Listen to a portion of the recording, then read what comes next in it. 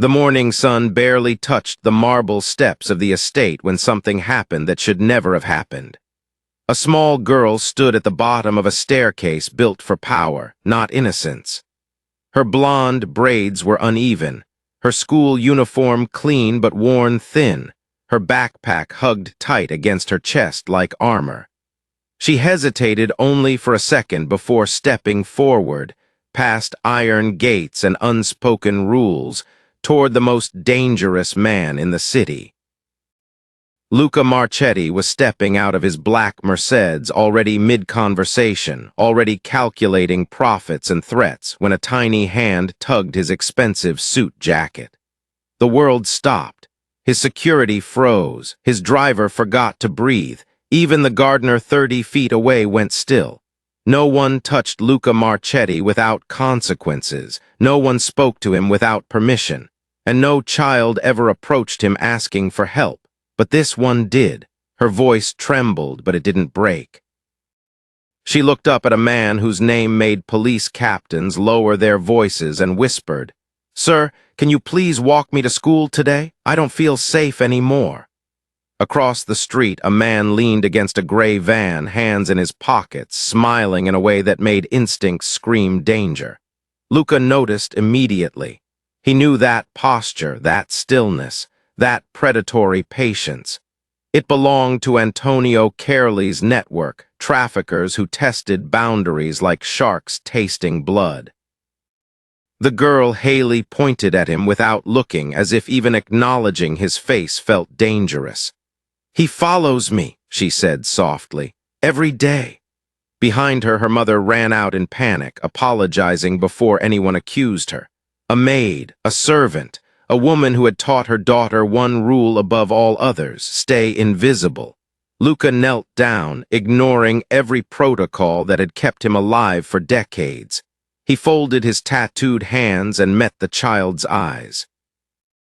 In that moment, something old and buried stirred inside him. Because fear like that doesn't belong to imagination, and predators don't smile at nothing. What Luca did next, on those steps, in broad daylight in front of witnesses and enemies, would shatter the invisible contract between power and silence. It would ignite a war. And it would force a man who ruled through fear to choose between protecting his empire or protecting a child brave enough to ask a monster for help. Haley Thompson was 8 years old, the daughter of Aaliyah Thompson, a woman who had cleaned Luca Marchetti's estate for 3 years without ever being noticed. That was the job, to exist without being seen, to polish floors that reflected wealth you would never touch, to smile politely at people who never learned your name. Haley had learned invisibility early. Children of staff always did. They learned which hallways not to enter, which eyes not to meet, which questions never to ask.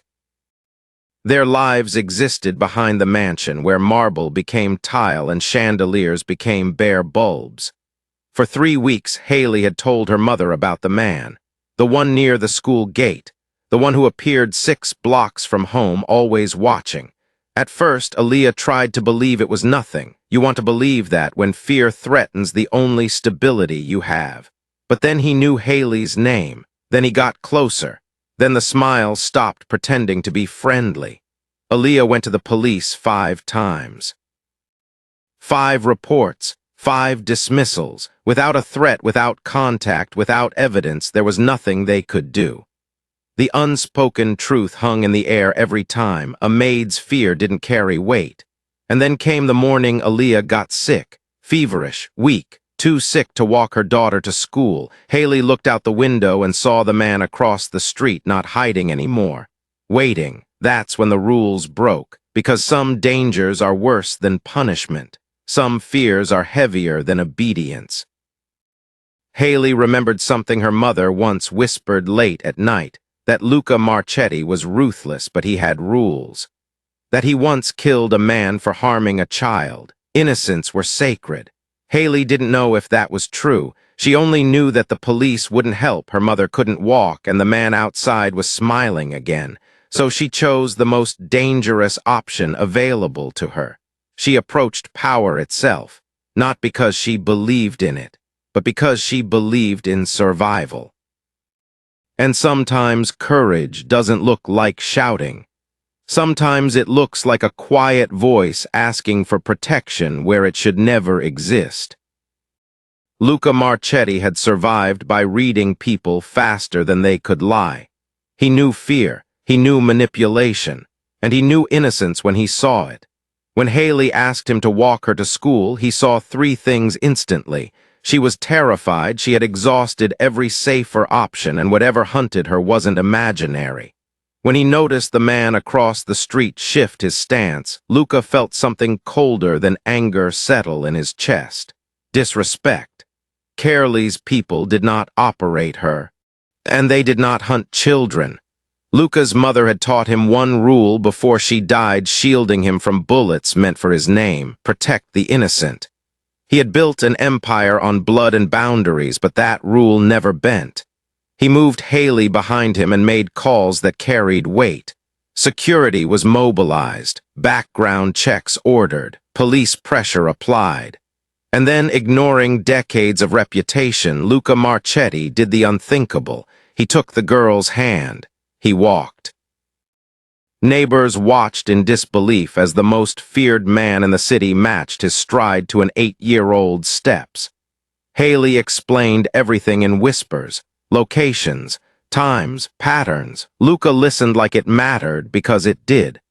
By the time they reached the school gates, Carely's message was clear. This was a challenge, and challenges demanded answers. But it wasn't rage that drove Luca now. It was recognition. He saw his younger self in Haley, a child exposed to danger because adults failed. When Haley asked why he was helping, Luca knelt again and told her a truth few powerful people ever say out loud. Power that doesn't protect is just cruelty in better clothes. That moment, captured by phones, whispered through streets, spread faster than Luca's reputation ever had. And somewhere else in the city, Antonio Carely saw those images and smiled. Because sentiment to predators always looks like weakness. Antonio Carely studied the photographs like a gambler reading cards. Luca Marchetti holding a child's hand. Luca kneeling. Luca caring. That was the mistake. Carely didn't see redemption. He saw leverage. He ordered the move immediately. 4 children, 4 neighborhoods Luca didn't control. A message written in terror and timing. Within 90 minutes, 4 families were destroyed. When the photos arrived at Luca's estate, red excess slashed across smiling faces. The cost of protection became brutally clear. Haley's picture sat among them, crosshairs drawn carefully. The message was simple: you saved one, we took 4. Luca didn't look away, he didn't shout, he absorbed it. Because leadership meant carrying the weight of consequences others never see. Haley watched him with absolute trust. That trust hurt more than any threat. Marco laid out the options: lock down the estate, protect the one you promised, or spread resources thin and risk losing everyone. Every criminal instinct screamed to fortify and retreat. But Luca remembered kneeling in 4 different homes that night, promising parents he would bring their children back. Promises meant nothing if they were convenient. So Luca broke another rule. He mobilized everything. Business paused. Debts were called in. And for the first time, Luca went to the people not as a kingpin, but as a guardian. He stood in a public square and told parents to speak, to call, to watch. And something incredible happened. The invisible became visible. Tips poured in. A janitor, a nurse, a driver. People who had stayed silent their entire lives chose courage because a child had shown them how. By dawn, Carely's warehouse was surrounded, not just by men with guns, but by a community that refused to look away again. The raid happened as the sky began to lighten, that quiet hour when the world hasn't decided what it will become yet. Tactical teams moved in with precision born from desperation and purpose. Doors were breached, chains were broken, And one by one, children were carried out, alive, terrified but alive. Parents collapsed in relief. Police took Carely into custody as his network unraveled in real time. Fear loses power when people stop hiding from it. The city woke to a story no one expected. Not about crime, but about protection. Luca didn't celebrate. He watched reunions in silence because winning didn't erase guilt.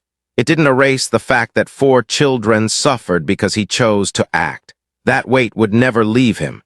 But when Haley hugged her mother and smiled at him, something shifted. The war had changed him, or maybe it revealed who he had been trying to bury for years. Luca funded a foundation that week, quietly, legally, permanently. Child safety, reporting systems. Advocacy, real protection that didn't depend on fear or favors, and the city noticed. Not because Luca asked them to, but because courage is contagious. 2 weeks later, Luca walked Haley to school again. This time he wasn't alone. Children filled the sidewalk. Parents watched openly. No one hid. Haley asked if the bad men were gone. Luca told her the truth. There will always be bad men. That's why good people have to stay awake.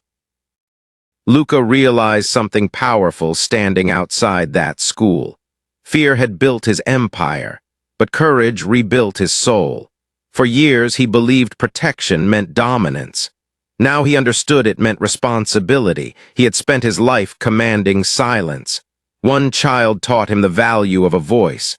Haley returned to being a kid, drawing, laughing, growing. Aaliyah stood taller, no longer I. Invisible, and the neighborhood changed, not because of guns, but because people stopped looking away. Luca never claimed redemption. He didn't erase his past, but he chose his future. And every morning when he saw children walk safely to school, he remembered the promise made on a cold kitchen floor decades ago. Protect the innocent. Power finally had purpose.